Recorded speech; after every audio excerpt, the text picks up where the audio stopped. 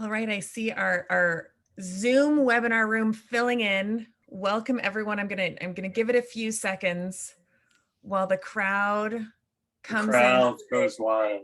Yes, to the Ken Fulk party. Presumably there's usually a doorman, but we don't, or person, but we don't have. There is. I have one here. Okay, great. A butler standing by. I sadly do not. I have a 2-year-old standing by, but that's about as fancy as I get these days. I have a bunch of dogs. That's all I have. I know. Well, I think that many of us stalk your dogs on Instagram, and we're gonna talk about them. Good. I tell everyone they're the only reason I have any Instagram following is my furry beings. Okay, so welcome everyone. Give us the chat is open, so let us know where you're tuning in from today. And before we get this show on the road, I'm going to do a quick housekeeping, as it were. Welcome.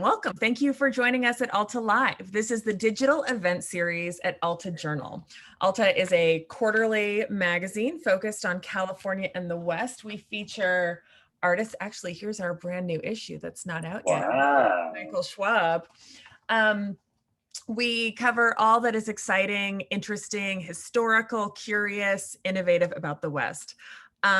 Today, I'm really excited to welcome designer Ken Fulk, renowned for his layered interiors, high concept hospitality projects, and legendary unforgettable parties. Ken leads a team of 75 architects, designers, and branding and event specialists in both San Francisco and New York. He's got projects all over the world, though. Alta selected him as a member of our spring 2021 issue Trailblazer series for his complete reestablishment of the design bar. He has reset it.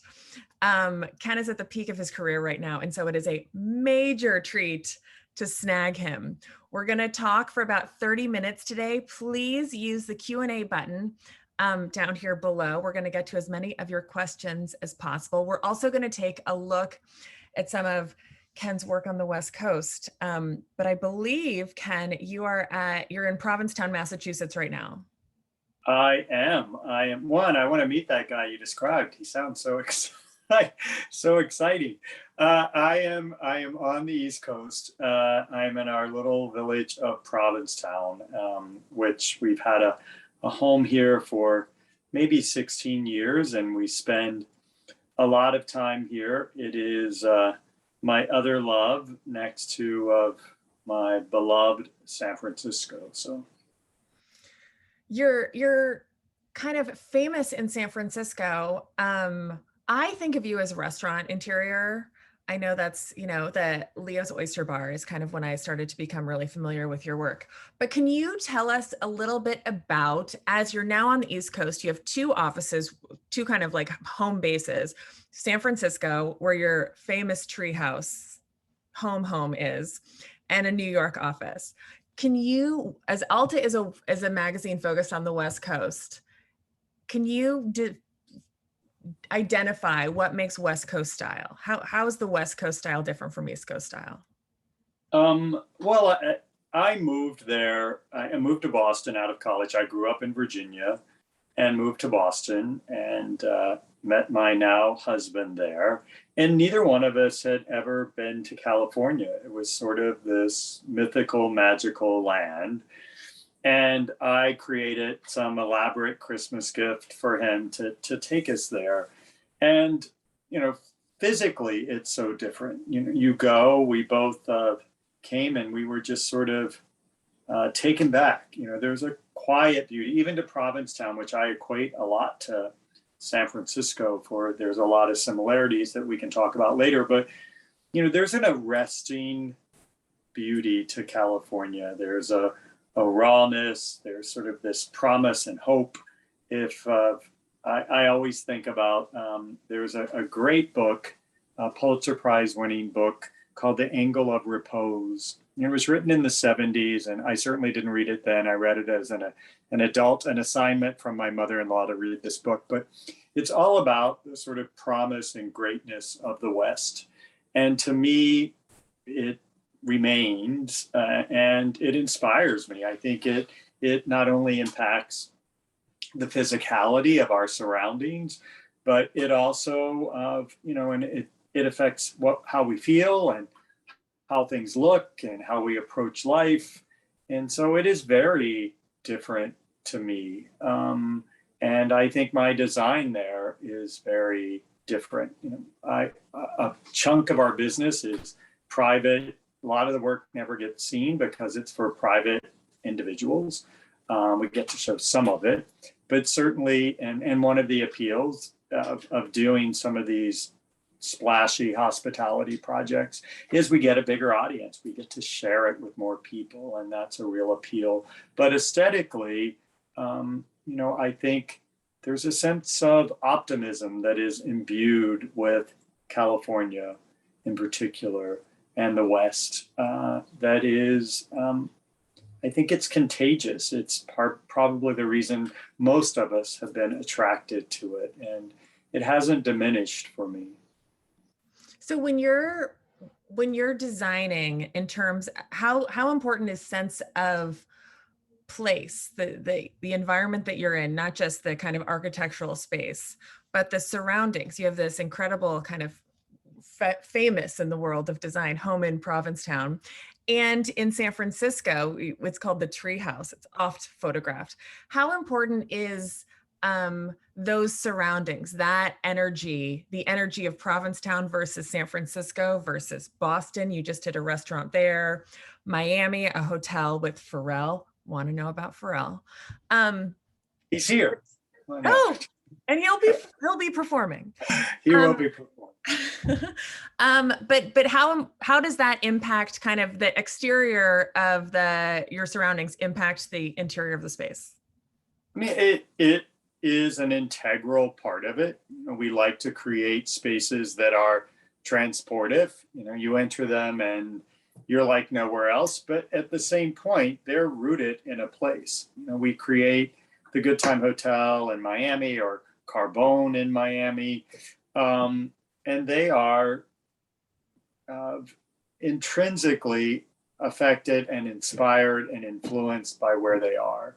My own life, I live in a crooked house by the sea in Provincetown I'm currently in the Mary Heaton Vorse House, which is a Provincetown Art Society. It is a house built in 1760. And so it is, low ceilings and everything, the paint is peeling and the walls are cracked in a delightful, charming way. Whereas in California, we live in a space that was designed in the late 50s. It echoes the ferry boats, and sort of it looks like the roof of it is this barrel vaulted strapped ceiling that looks like a boat.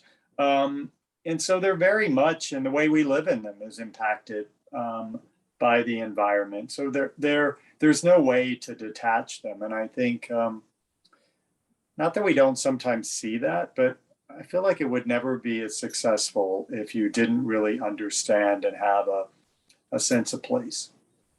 You brought up St. Joseph's Art Society, and the San Francisco location, which I believe is your first. I'm going to start screen sharing so we can look at it. But I want to talk a little bit about, and forgive me while I'm super technically savvy here. That's up in Healdsburg. Yeah. Here we go. There we go. So this is the St. Joseph's Art Society, and I've only seen this on live stream. What? Well, because our Alta, friend of Alta and friend of mine, Paula West, has done shows here during the pandemic. Which have been amazing, but you must come visit.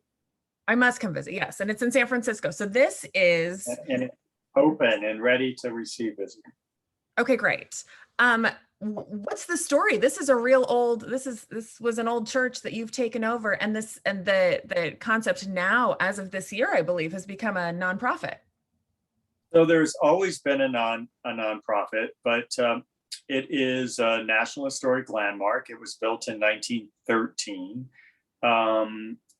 There was a church there prior to that, but it fell in the Loma and the first in the 06 earthquake, and they built this church. When it was built, it was the largest Catholic church west of the Mississippi.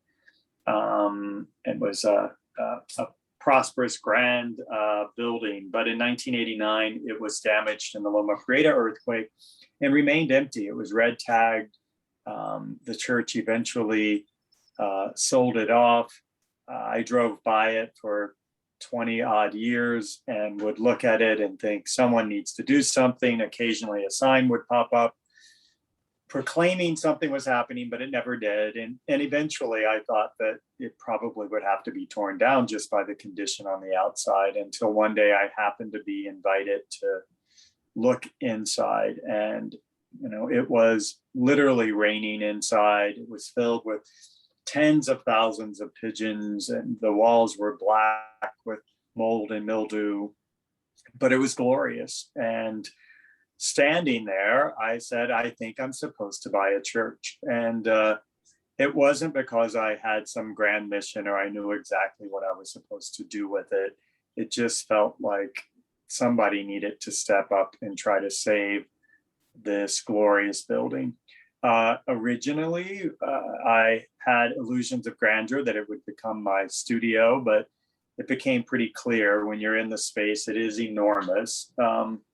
And that it really had a higher calling. And so we crafted a community, a very old-fashioned idea of an art society, the idea that accomplished artists could lend their talent and their capacity, where patrons could lend their generosity, and working artists of all stripes could be elevated and could be celebrated. And that the mere idea that art and beauty and art in all forms are really our defining moment as humans and what we leave behind. And so the definition of art is very broad here. It is ranging from traditional visual arts and performing arts and culinary arts, fashion. It really is decorative arts.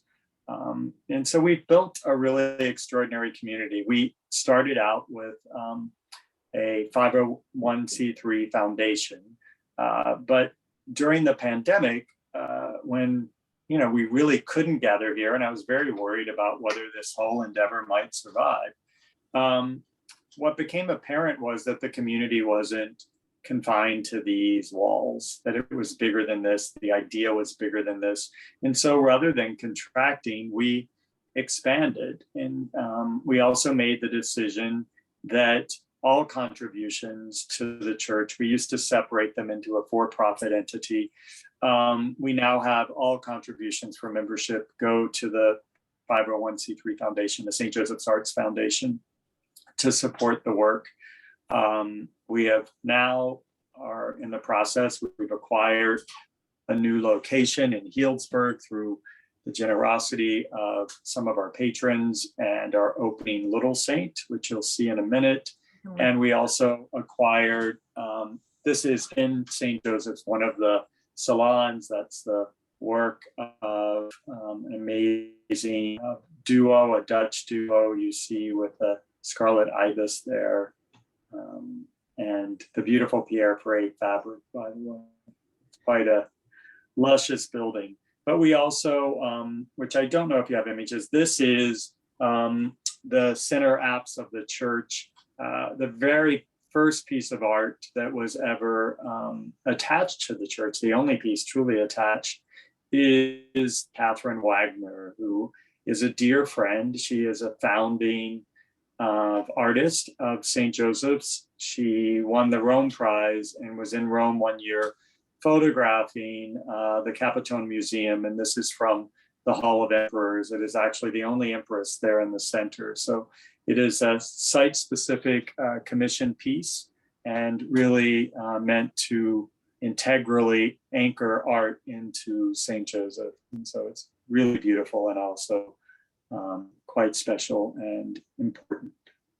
I know that you've done, we're moving into Leo's here, but just back on the St. Joseph's Art Society, I know that you've designed a number of private clubs like the Battery, Was there an element of membership at the St. Joseph's Art Society, if I'm not mistaken, starts at $50. It's very accessible to those of us who don't belong to the Battery or fancy clubs, you know, have private jets for you to design. Was that important to you in kind of creating this organization, providing access to all of us? It was really important. I mean, I think initially because we have done lots of private clubs. We're opening one in Boston next week called the Quinn, which is even bigger than the Battery.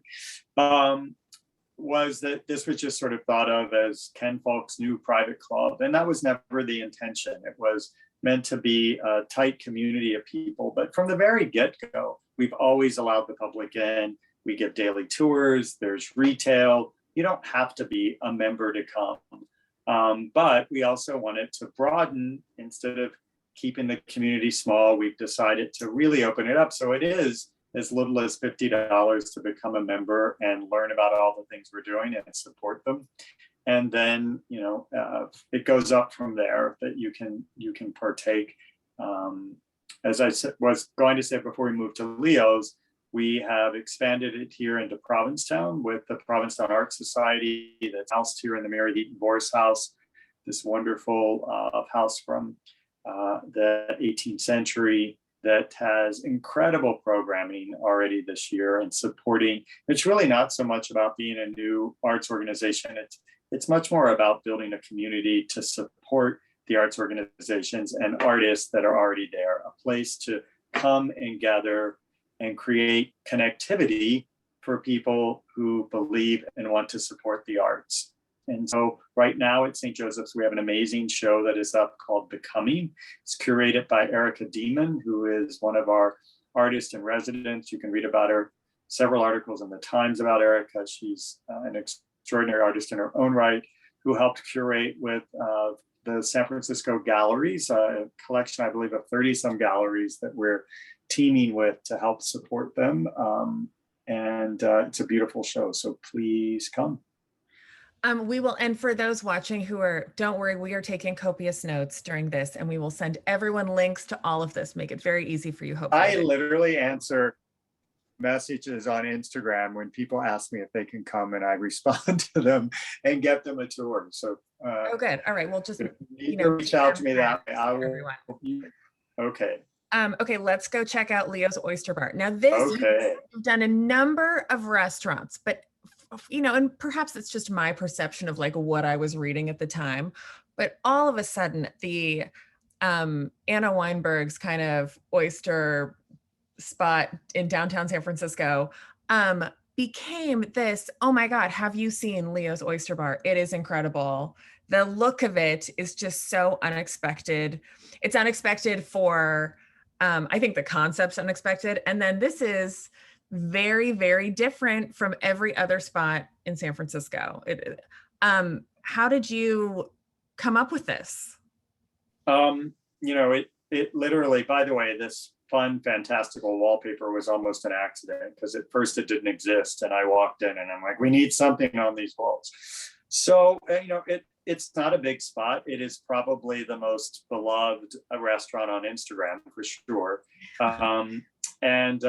You know, it began with the idea of, I said, I always start with a narrative. Every job we do, we start with words on paper. And I think that began because I don't have the ability to draw. I can't draw anything to express myself. And I was never trained as a designer. So I don't have computer skills to sketch things out. So I talk about them. I describe them with words. And the words here were, you know, if Don Draper and Betsy Bloomingdale had a baby, it would be Leo's. And so it was meant to be, you know, wonderfully old-fashioned, part of, you know, part Mad Men, part, you know, Beverly Hills, tiki bar, with a wink and a nod, but also a bit of polish. That was where you sort of stepped out of the financial district into this little oasis.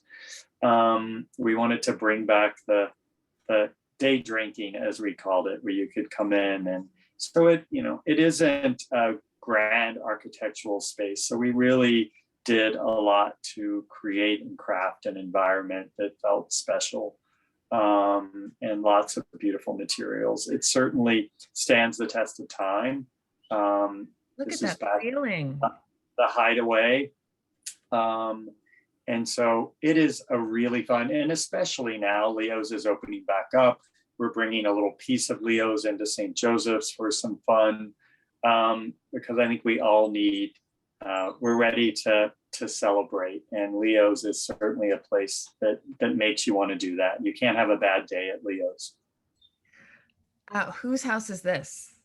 I know, that's an amazing, it's actually a house that just sold. It's an extraordinary project, and a project I'll probably never have the chance to work on again. This is a house that I literally purchased for clients. They'd been casually looking at the idea that someday they might move to another house, and I called them. They were skiing in Montana, and I'd been told about this house at a dinner party, and I went to see it. I called them and said, I think I may be standing in your next house. I literally wrote a check and I purchased this house without them ever seeing it. They came home and saw it, and then we spent more than 4 years recreating it. There's not a single original element in this house, other than there's a balustrade that is original. Everything else was reconceived, drawn by hand. And they left their old house and arrived at this house on the same day, never to return to the other, and never having seen anything in this house, not a tile, not a piece of hardware. It was all a grand reveal and a lot of trust. I was going to say that is And it trust. was a big responsibility, but it is perhaps one of the most beautiful properties we've ever done. Where is this? It sits on the Presidio wall in San Francisco. That table was owned by Dodie Rosecrans. So like this, none of this existed. We created and dug out. We built this folly in the back with the big palm fern court. And how much of this is you? I mean, when you go into the backyard of this house that you haven't, started from scratch, you've got these amazing clients who are going to trust you with what I imagine to be a particularly high ticket item. And you go in the backyard. I understand you don't sketch, but do you see this right away? Is there a lot of trial and error? I do. We work with, first and foremost, we now probably have close to 100 people, and I work with the most talented, off the charts, but I'm involved in every aspect of our projects. And that's part of the beauty of having a big team, is that you can still do the parts that you really love and care about. And in this project in particular, I was deeply involved. Normally we would have a senior designer attached to a project alongside me. This we did not, because I was so immersed in every detail. But having said that, incredible artisans and talented folks who helped conceive every inch of this. But again, people have a hard time when they see this project understanding that none of it existed. It was all sort of out of our mind's eye. And here, now this is Little Saint, an expansion of St. James. St. Joseph's, yes. This is the Healdsburg sort of sistership of St. Joseph's Arts Foundation. It is called Little Saint. It's going to be opening later this year with our dear friends, our partners. It is the former shed space, which was a wonderful place that everyone misses dearly, and loved Cindy and Doug, who ran that. And so the idea is that we're going to build upon their legacy, and we're doing so with some other delightful people who call Healdsburg home. Kyle and Katina of Single Thread fame are helping us and joining us on this journey. So you can expect something really incredible there. It is meant to be an all-day gathering space. There'll be incredible food, amazing cocktails, incredible art, especially music. We're building 2 stages inside the building. And so, it's really meant to be a community asset for visitors, for locals, and much as St. Joseph's to help support working artists. This is an example of someone we've commissioned that came and drew the locals on right on the windows so that we wanted the space not to be empty and to sort of be shuttered up, people wondering what would be happening. So we wanted to gauge right from the get-go with the community. What is it like collaborating? I'm going to stop sharing and kind of go back to you. What is it like collaborating with other artists? You know, if you're the Ken Fulk of Ken Fulk Inc. and but you're working with people like Pharrell in a hotel in Miami, or artists that you commission and bring in. And it seems like you have a real passion for kind of celebrating and working with other creators. How much say do you get?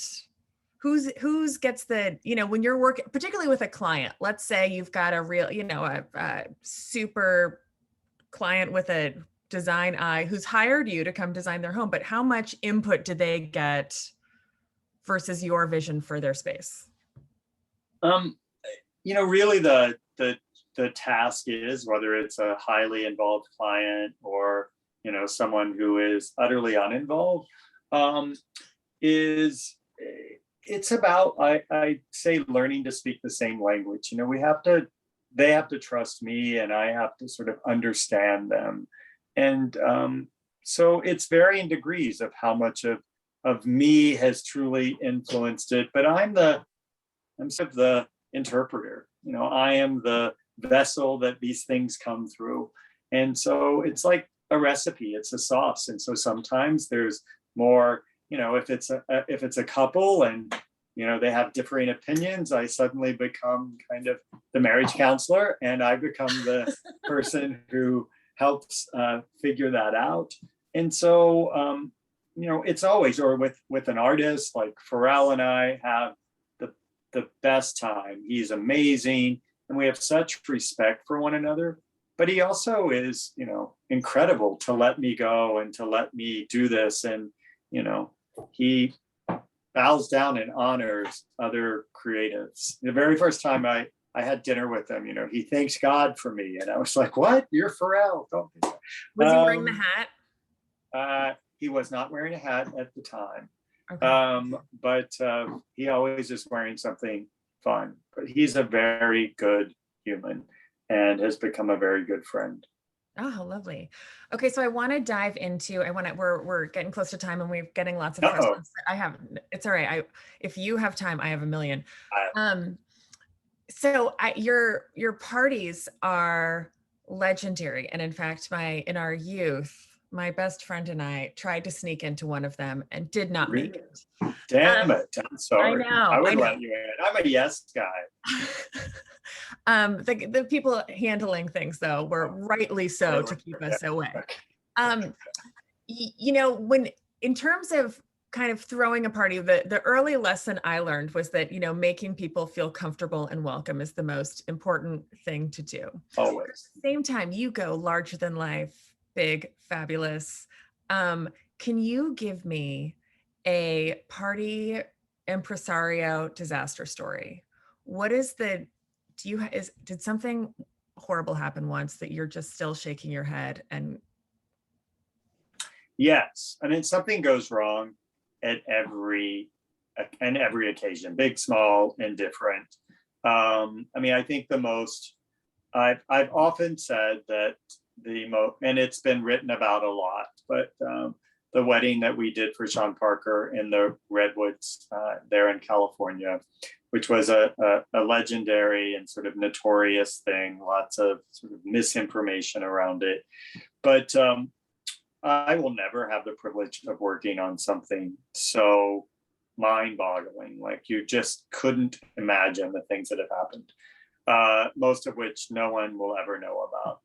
However, what could go wrong certainly went wrong 100 different times there, yet it ended up being, I know that I will never do something like that again, because I don't think the stars could ever align.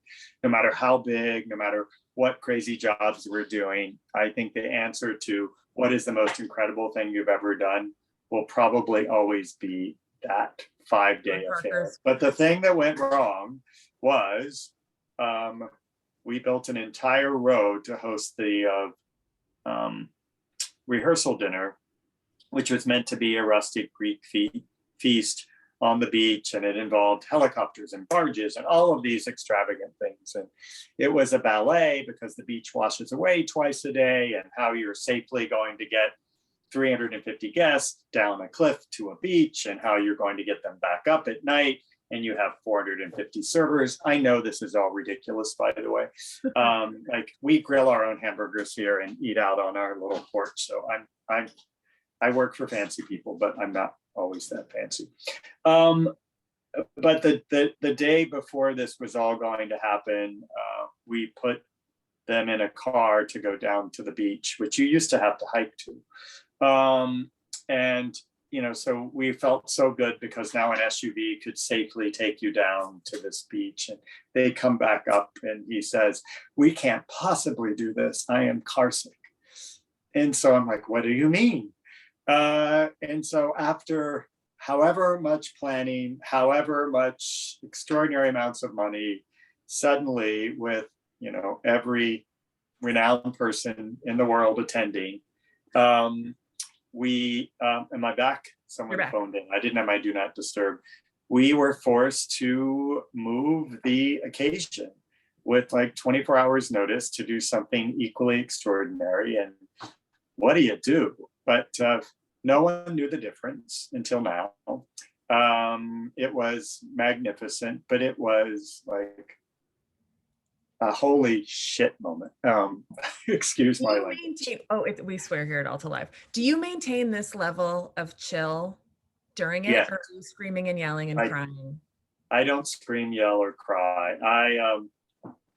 I'm demanding, and you know, it's go time. I'm not always, you know, I may be short, but I don't lose my cool. It just isn't in my demeanor somehow. I don't know why. Would you ever consider, and perhaps you've gotten millions of offers, kind of this seems to lend itself, and the popularity of televised design is humongous. Would you ever consider, you know, Bravo presents Ken Fulk's parties or decor? We've turned it down a whole bunch of times. There was a whole Credible Folk TV thing, like, proposed, and I think someday we might do more of a documentary style thing, because, you know, truly some of the things we do are so, the behind the scenes part and how you pull them off, and is just astounding. I'm astounded by it, you know, and you work with people who are just rock stars day in and day out and do the unimaginable. And so part of me understands the appeal of potentially documenting that, but I have no desire to, you know, be famous and see my face on TV and those things, because that there's a lot of that, and I actually can't watch it. I don't watch any television around, like, I don't watch any home improvements. I just get embarrassed, and it makes me uncomfortable. And what embarrasses you? Well, like, just the whole thing. It's sort of, I don't know. It makes me, I don't even like to watch any TV that's like that. Like, I don't watch reality television. I get just uncomfortable in the situations. I'm embarrassed for people. And so somehow I've never gotten, I just can't. I don't know why. So I don't know any of those shows, and I don't know the people, and I kind of put blinders on, even though I know that they're enormously popular, and I know other designers do them and do the sort of formulaic reality thing, but it wouldn't be for me. I mean, I think the hope would be to do, like, I don't know, first Monday in May, or the September issue, or one of these, like, great fun things that have all the, because we have plenty of drama. We don't have to create it, but that would document the amazing stuff that we do. But not just to become a a TV personality. I have enough going on. Do you have a TV guilty pleasure? Are you secretly watching? Yes, What I have lots of surprise us that you guilty watch?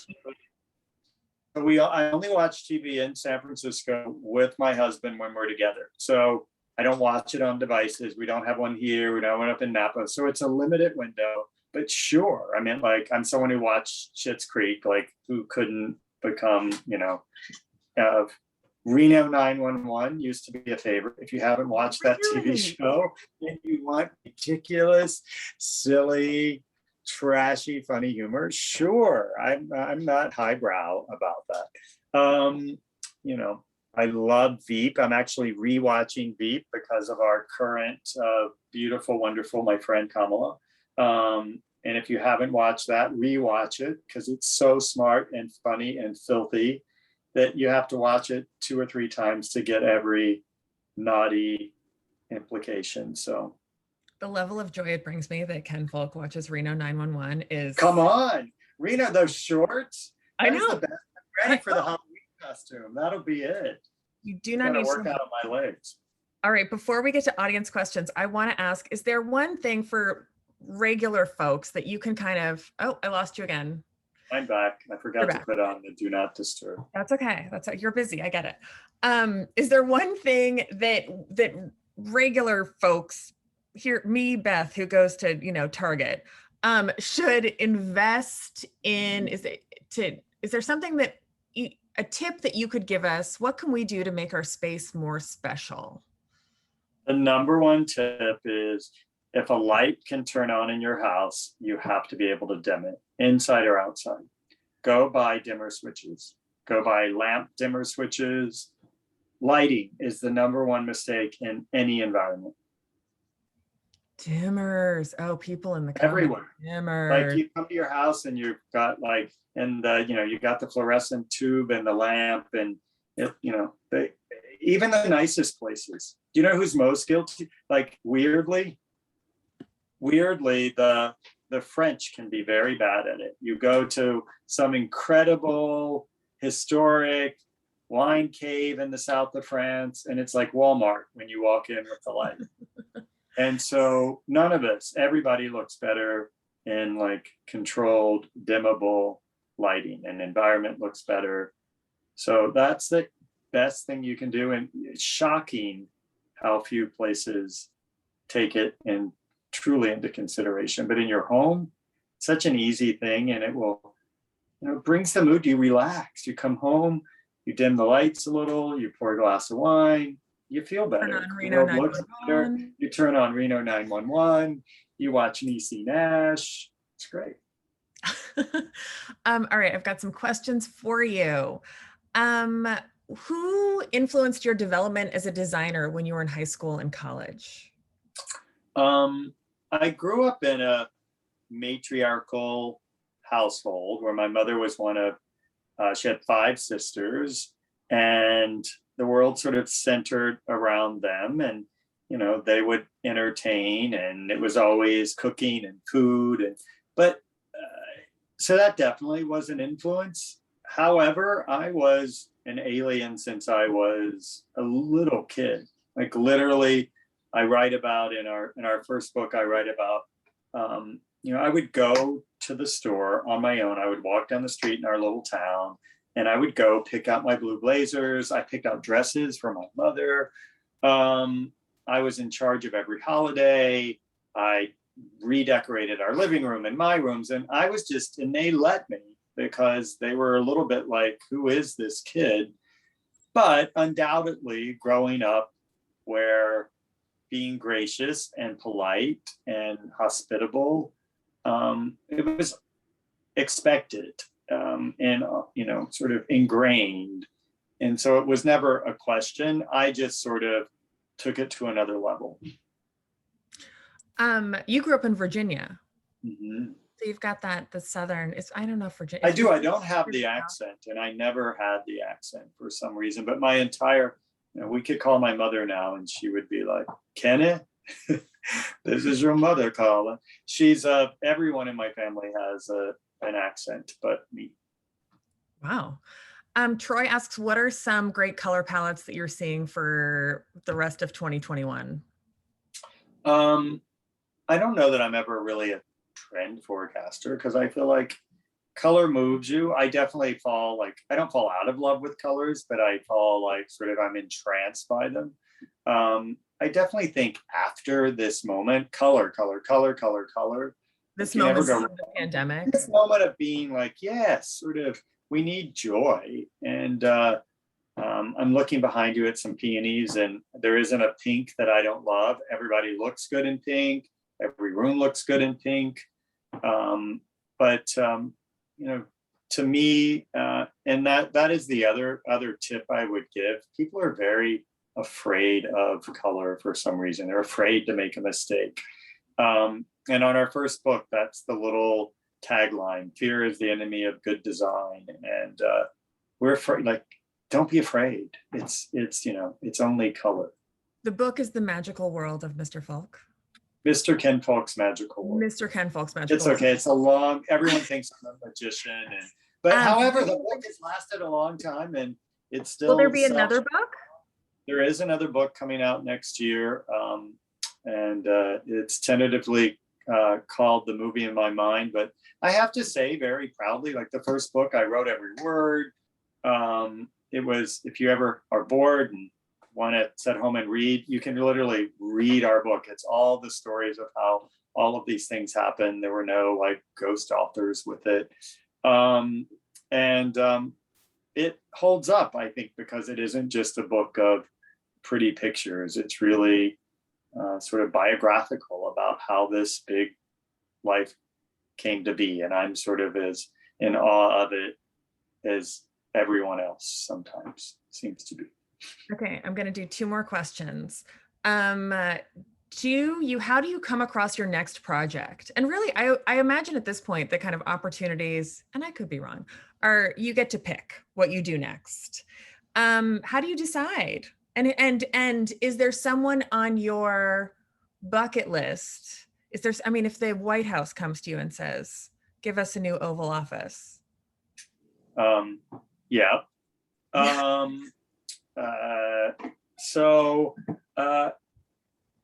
Luckily, yes, we get to sort of, but I'm not the right designer for everyone, and everyone's not right for us. The biggest determining factor for me, even if the job is fantastic, I have to like the people. I can't, it's a very, very intimate process, and you can't do it if you don't really care about the people. There's a quote that someone once read to me that was, not all my friends are clients, but all my clients are friends. And that really has to be the case for me, because you got to love them. So no matter how exciting or how big the project is, you have to love the people. And to me, it ends up being the deciding factor. You get a call and there's, this amazing hotel or a crazy boat or an insane house. And then you meet the people and suddenly you're like, we cannot work for these folks.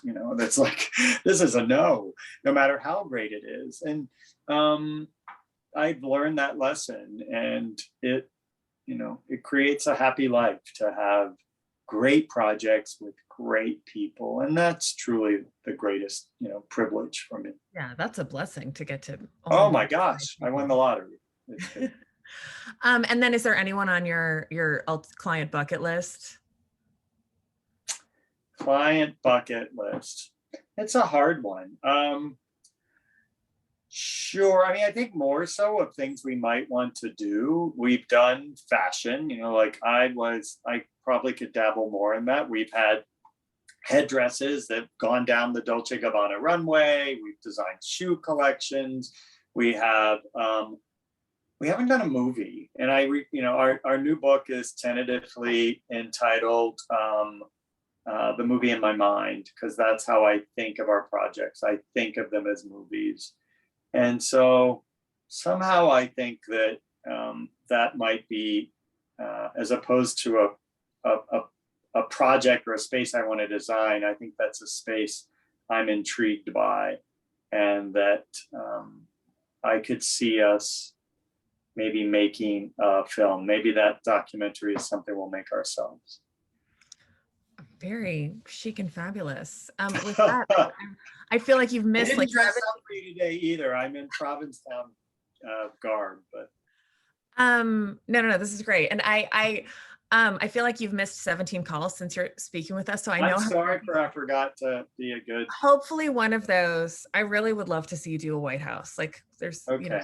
It's Jill Biden. She keeps calling me. I'm like, calm that was down, her. Jill. I'll be there. Dr. Jill. Dr. Jill. Okay, so before I let everyone else go, thank you all for coming today. I want to thank Ken Fulk, my new inspiration, and I'm going to read you my whole house. Best friend. I think you can use the new term best friend, person who might let me into a party. And if you're interested, please join us next week. We're going to take another 180, and we'll be talking with author Julia Flynn Seiler about Jane Stanford's murder. Jane Stanford is the co-founder of Stanford University. She was poisoned. And I was not involved. I'm not. I had nothing to do with this, Your Honor. She had quite an aesthetic herself. I didn't know this. Oh yeah, murder mystery and the founding of Stanford University, big scandal. So we're going to talk about that next week, and it's the launch of the newest issue of Alta, which is all about the Hidden West. And it's red. It's got designs. We've got a whole map of California in there for you to explore. But don't worry, we've gotten questions. This has been recorded. We're going to send you all a link. It'll be up on altaonline.com later today.